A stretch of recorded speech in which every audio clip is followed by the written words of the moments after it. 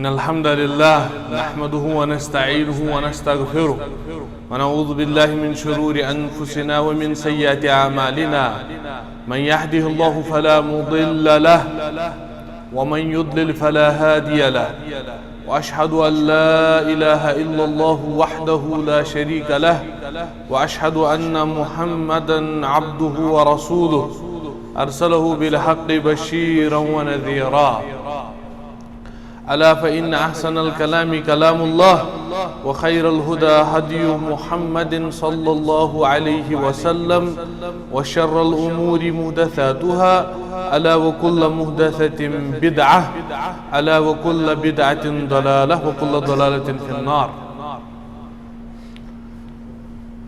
اللہ کا لاکھ لاکھ شکر ہے اور کرم ہے جس نے ہمیں پھر ایک مرتبہ اس جمعہ کی ساعہ میں مجتمع ہونے کی توفیق عطا کر دی، اور درود و سلام ہو محمد صلی اللہ علیہ وسلم کی ذات مبارکہ پہ جو ہمارے رہبر رہنما پیشوا امام ہر موڑ پہ ہر قدم پہ من المہد الی اللحد، جب انسان لحد تک پہنچ جاتا ہے قبر تک پہنچ جاتا ہے، ساری گائیڈنس کر دی آپ صلی اللہ علیہ وسلم نے۔ آپ پہ درود و سلام ہو اللہ کی طرف سے۔ بنیادی طور پہ جو ہم بات دو جمعہ سے کرتے آ رہے ہیں وہ صبر کے حوالے سے ہے، جیسا کہ آپ کو معلوم ہی ہے۔ پہلے ہم نے صبر کو سمجھا کہ صبر کس چیز کو بولتے ہیں، پھر تھوڑی سی قرآن اور حدیث کے حوالے سے اس بارے میں فضائل ہم نے بیان کر دیے، اور فضائل کے ساتھ ساتھ ہم نے ایک مثال قرآن سے بیان کر دی۔ بہت ساری مثالیں آ گئی تھی لیکن کچھ مثالوں کا انتخاب ہم نے کر دیا تھا، وہ سب ہم نے بیان کر دی کہ صبر کتنا ضروری ہے انسان کے لیے۔ شاید کہ آج ہم اس کو ختم ہی کر دیں اس موضوع کو۔ آج ہم صبر کی اقسام بیان کر دیں گے، جیسے لوگوں میں قسم ہے مرد عورت، اور جو مرد عورت نہیں ہے وہ تیسرا ٹرانسجنڈر ہیں، مخنث، ایسے ہی یعنی اقسام ہوتے ہیں، چیزیں آپ دیکھتے ہیں اس میں اقسام ہوتی ہیں، اور اگر کوئی ایک ہی قسم کی چیز ہوتی ہے اس میں بھی دیکھا جاتا ہے اصلی کون ہے اور اس سے تھوڑا نیچے لیول کا کون چیز ہے، اس سے تھوڑا لیول نیچے کون ہے۔ یہ ساری چیزیں ہم زندگی میں دیکھتے ہیں۔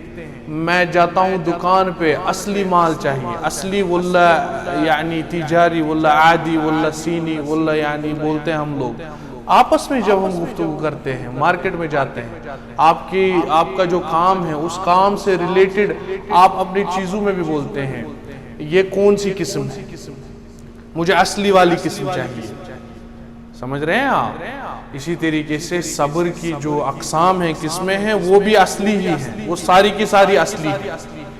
اگر ان اصلی میں سے کچھ گڑبڑ ہو گیا ان اقسام میں، ان قسموں میں، بہت زیادہ مصیبت ہو جائے گی انسان کو، بہت زیادہ مصیبت ہو جائے گی انسان کو۔ قال صلی اللہ علیہ وسلم حفت الجنت بالمکارہ وحفت النار بالشہوات۔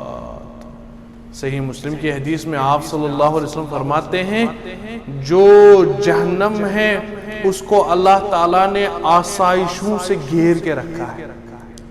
جو اپنے نفس کو ہمیں اچھی چیزیں لگتی ہیں، خواہشات جو ہماری خواہشات ہیں، یعنی جیسے مثال کے طور پہ کوئی زنا کرتا ہے تو زنا اس کے نفس کو اچھا لگتا ہے نا۔ آپ صلی اللہ علیہ وسلم فرماتے ہیں جو نفس کو چیزیں بھاتی ہیں اچھی لگتی ہیں، ان چیزوں کی وجہ سے ان کو گھیر کے رکھا ہے جہنم کو۔ تو مطلب ہے کہ ہمیں اپنا نفس کدھر لے جائے گا اگر ہم نے اس کی پیروی کر دی؟ جہنم کی طرف لے جائے گا، کیونکہ اور اچھی لگتی ہیں چیزیں ساری۔ کہہ رہے آپ صلی اللہ علیہ وسلم وَحُفَّتِ الْجَنَّةُ بِالْمَكَارِهِ، جو جنت ہے اس کو اللہ تعالیٰ نے گھیر کے رکھا ہے ان چیزوں سے جو ہمارے نفس کو بری لگتی ہے۔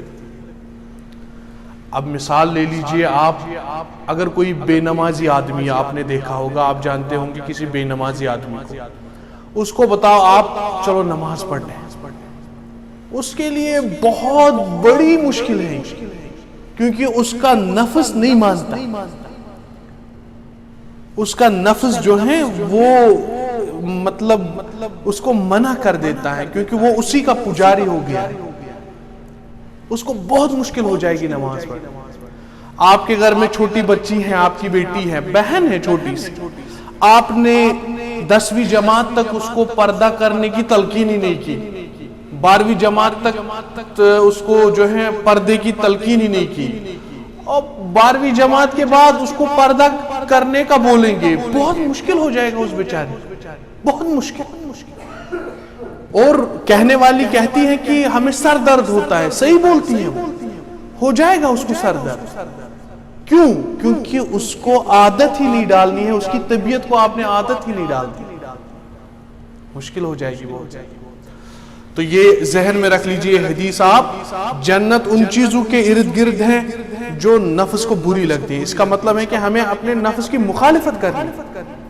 جہنم ان چیزوں کے ارد گرد گھوما ہوا ہے جو نفس کو اچھی لگتی ہے، اور اکثر لوگ جہنم میں ہی جائیں گے، اکثر لوگ جہنم میں جائیں گے۔ اگر آپ قرآن دیکھیں گے، قرآن کی 30 پارہ ہے، 30 پارہ میں 20 توحید پہ ہے، اور ان توحید کے ساتھ ساتھ آپ دیکھیں گے جہنم کا ذکر۔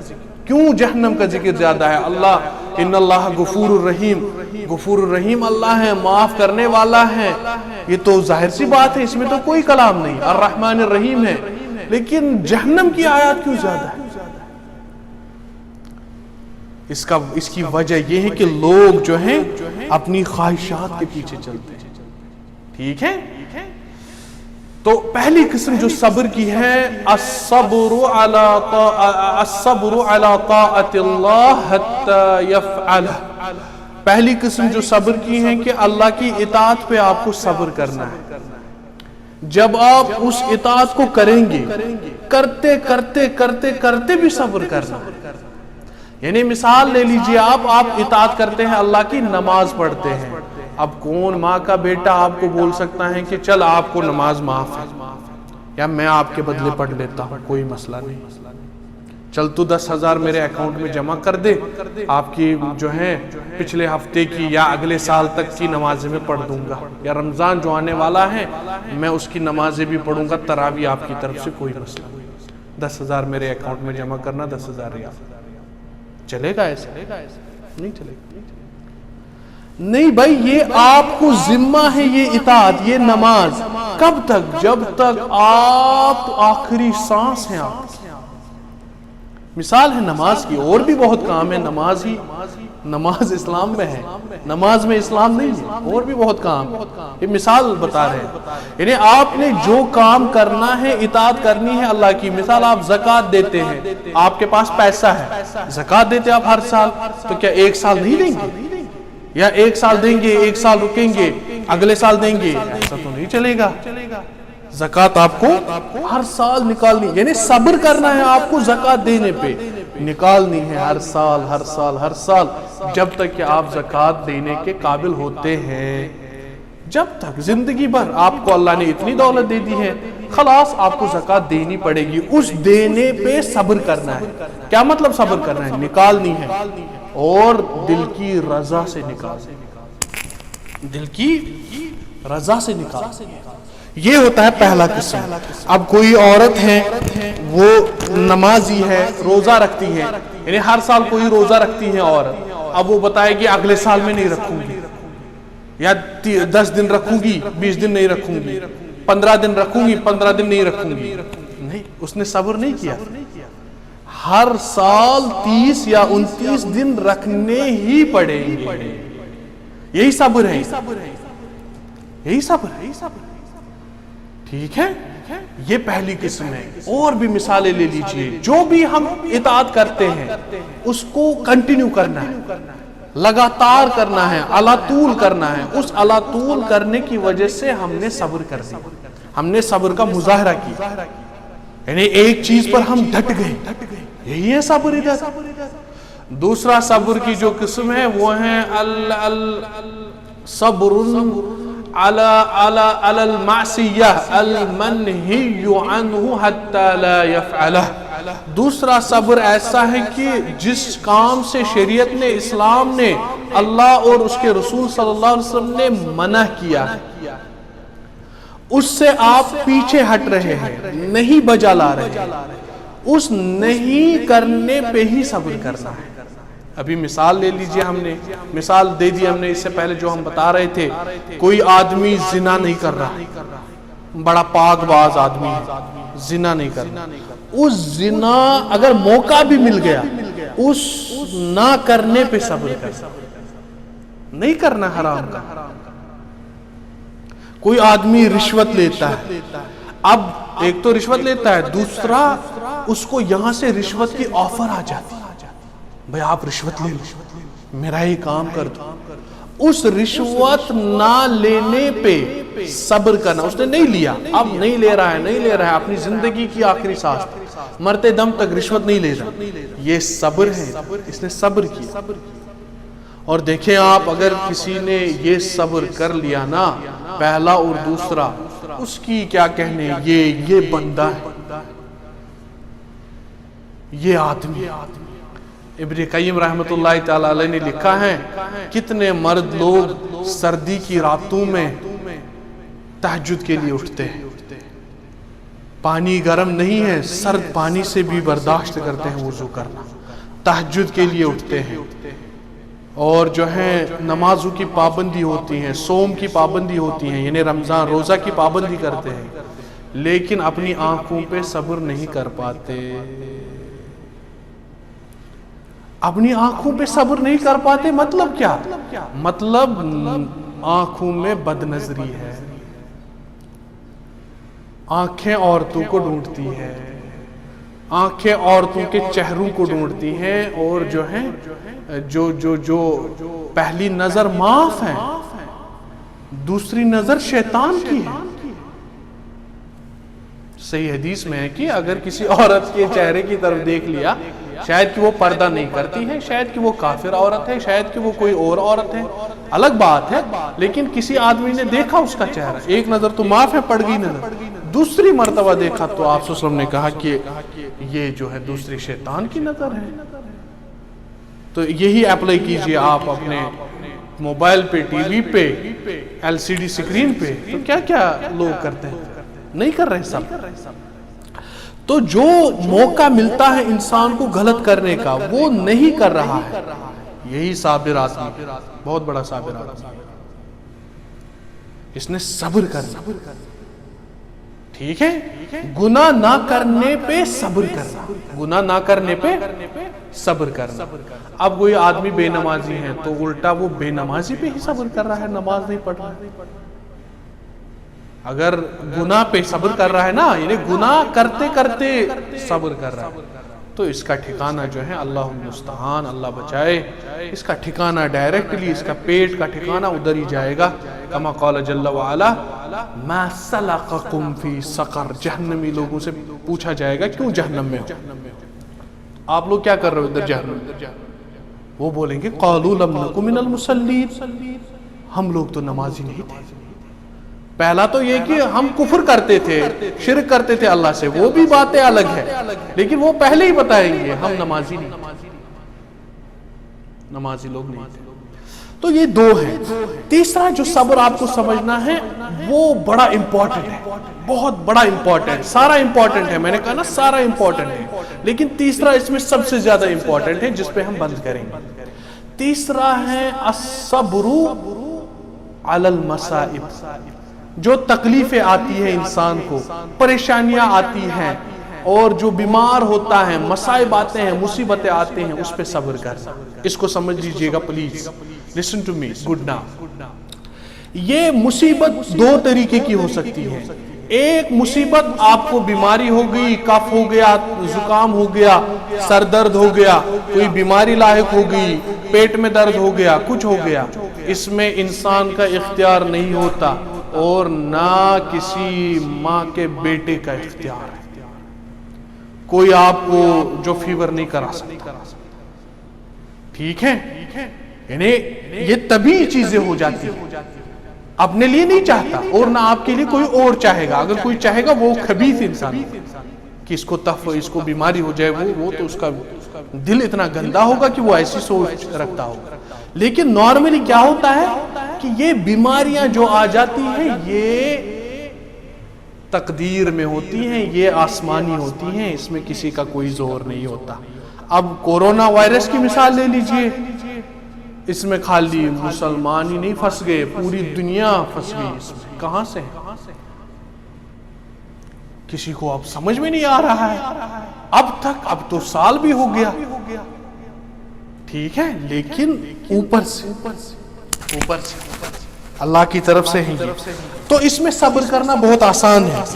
کیوں؟ انسان کو پتا ہے کہ یہ تقدیر کی وجہ سے، اس کو پتا ہے یہ اللہ کے قضا قدر کی وجہ سے، وہ اللہ کی تقدیر پہ ایمان لاتا ہے، کیونکہ تقدیر میں خیر بھی ہوتا ہے شر بھی ہوتا ہے، اس پہ ایمان لاتا ہے. مسلمان نہیں گھبراتا ان چیزوں سے. کیوں؟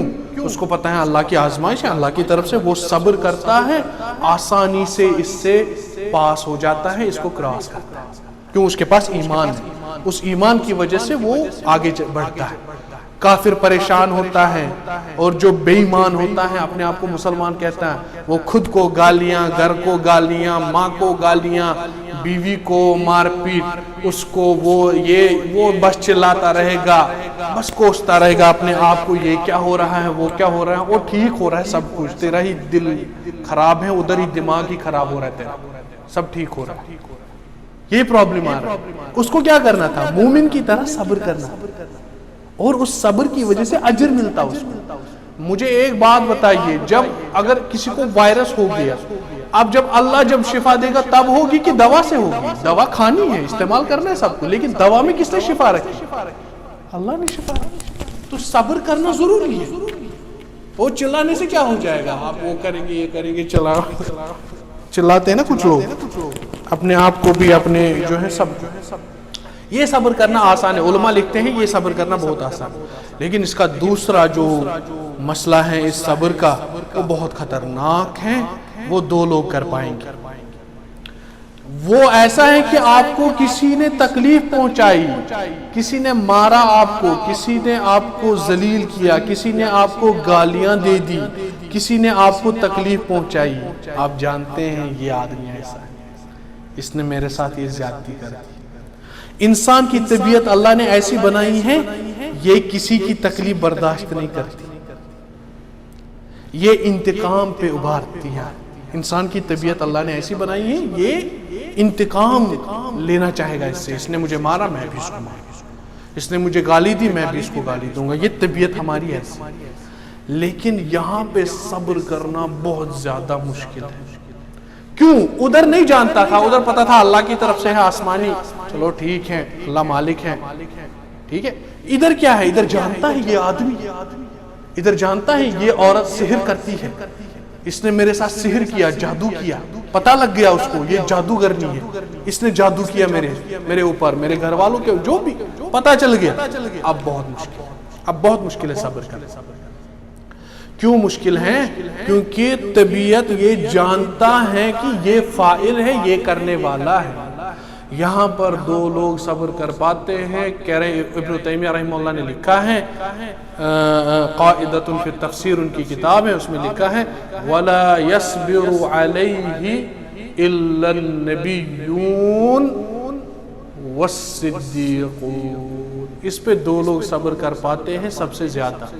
ایک نبی ہوتا ہے علیہ السلام، دوسرا جو مسلمانوں میں صدیق، اپنے ایمان میں سچا ہوتا ہے، اپنی خواہشات دبانے میں پورا سچا ہوتا ہے، اپنی خواہشات کو دباتا ہے. نفس کہتا ہے انتقام لو بھائی، یہ کہہ رہا ہے کہ نہیں، میں اپنے نفس کو کنٹرول کروں، میرا بدلہ اللہ لے گا اس کی. یہاں تو نہیں تو آخرت میں کدھر جائے. یا اگر مسئلہ ہو بھی گیا کوئی تو قاضی کے پاس لے جائیں گے، قاضی اس کا فیصلہ کرے گا شریعت کے مطابق، قرآن حدیث کے مطابق، خود نہیں. مثال لے لیجئے، آپ صلی اللہ علیہ وسلم اپنی ذات کے لیے انتقام لیتے تھے. کتنا ستایا ان کفار نے. جب فتح مکہ ہو گیا، آپ صلی اللہ علیہ وسلم اونٹنی پہ سوار ہیں، سر مبارک نیچے رکھ کے کہہ رہے لا تثریب علیکم اليوم، آج کوئی مسئلہ نہیں آپ لوگوں کو، آج سب آپ فری ہیں، آزاد ہیں، کوئی کسی کے ساتھ کچھ نہیں کرے. اب موقع آ گیا ان کو مارنے کا، جنہوں نے 13 سال کنٹینیو ستایا تھا. آپ صلی اللہ علیہ وسلم معافی دے رہے ہیں، عام معافی دے رہے ہیں. ابو بکر رضی اللہ عنہ ایک دفعہ کھڑے تھے، کافر پتہ نہیں کافر تھے کہ منافق، وہ کہہ رہے کہ گالیاں دے رہے ان کو، آپ صلی اللہ علیہ وسلم مسکرا رہے ہیں، تو وہ جو ہے ایک سٹیج آ گیا، ایک ٹائم آ گیا، ابو بکر رضی اللہ عنہ کو برداشت سے باہر ہو گئی، برداشت سے باہر ہو گئی، کیونکہ جان رہے ہیں نا یہ لوگ گالیاں دے رہے، تو انہوں نے یہاں سے کچھ بولنا سٹارٹ کر دیا، آپ صلی اللہ علیہ وسلم بھاگ گئے۔ تو پھر ابو بکر رضی اللہ عنہ نے بعد میں پوچھا کہ آپ تو جب وہ لوگ ہمیں برا کہتے تھے آپ مسکرا رہے تھے، یعنی آپ صلی اللہ علیہ وسلم نے کہا کہ آپ کی طرف سے فرشتے جواب دے رہے تھے، آپ کی طرف سے فرشتے جواب دے رہے تھے، جو ہی آپ نے اپنے لیے ریئیکشن کی تو وہ فرشتے بھاگ گئے، ہم بھی بھاگ گئے۔ سمجھ میں آ رہا ہے بات ہے؟ یہ اپنے آپ کو دبانا، اپنے نفس کو کنٹرول کرنا، یہ صبر بہت مشکل کام ہے۔ تو کتنی بے صبری ہے آج۔ کسی کو بتاؤ پانی کا ایک گلاس دے دو، مدیر بتائے گا اپنے کام کرنے والے کو یہ لاؤ، تھوڑی سی غلطی ہو گئی اس کو، مدیر اس پہ ہی برس پڑے گا، مدیر جی مدیر ہیں آپ، لیکن تم پیٹ کے مدیر، پیٹ تمہارا مدیر ہے، تمہارا جو حوث ہے وہ تمہاری مدیر بن گئی، سمجھ رہے ہیں آپ؟ تو اس پہ صبر کرنا بہت زیادہ، اپنے بچوں کے رونے پہ صبر کرنا، اس پہ ہم بند کریں گے۔ نارملی آپ کو پتا ہے بچہ روتا ہے کتنا اچھا نہیں لگتا، اچھا مطلب انسان کی طبیعت نہیں رونا چاہیے، بچہ ہنس رہا ہے، کھیل رہا ہے آپ کے ساتھ، اچھا لگتا ہے، ٹھیک ہے، بہت اچھا، ہاں اس کی ماں تو اچھا مطلب انہیں جو ہے خیال رکھتی ہے۔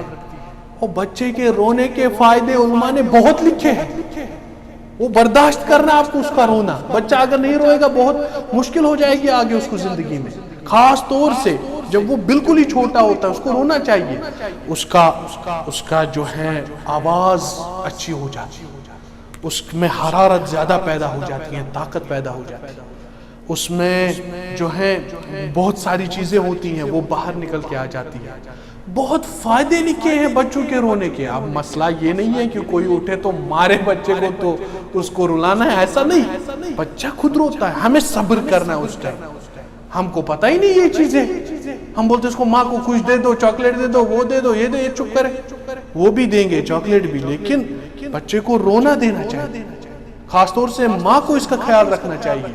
پھر جب وہ کمپلیٹ روئے اس کو بھوک لگ جائے گی، اب دودھ پیے گا اچھے سے، سمجھ رہے ہیں آپ؟ تو یہ بہت ساری چیزیں سیکھنے کی ہوتی ہیں، ہم اپنا اسلام نہیں سیکھتے ہیں۔ یہ تھا صبر، لاسٹ والا صبر جو ہے اس پہ تھوڑا سا ہمیں غور کرنا چاہیے، ہمیں بے صبری کا مظاہرہ نہیں کرنا چاہیے۔ اب ابھی گرمی ہے، آپ کام کرتے ہیں زیادہ، رمضان آنے والا ہے، کتنی مشکل ہو جائے گی آپ کو، کیا کریں گے آپ؟ اپنے آپ کو کوسیں گے، نوکری کو کوسیں گے، مدیر کو کوسیں گے، کمپنی کو کوسیں گے؟ نہیں، صبر، آپ نے عقد کیا ہے، آپ ایگری ہیں اس پہ، اب صبر کرنا ہے، لیکن روزہ بھی نہیں چھوڑ سکتے آپ، کیونکہ آپ کے دل میں ایمان ہے، روزہ بھی نہیں چھوڑ سکتے، سمجھ رہے ہیں آپ؟ ھذا ما عندی والعلم عند اللہ علیہ توکلت و الیہ انیب، سبحانک اللہم و بحمدک، اشہد ان لا الہ الا انت، استغفرک و اتوب الیک۔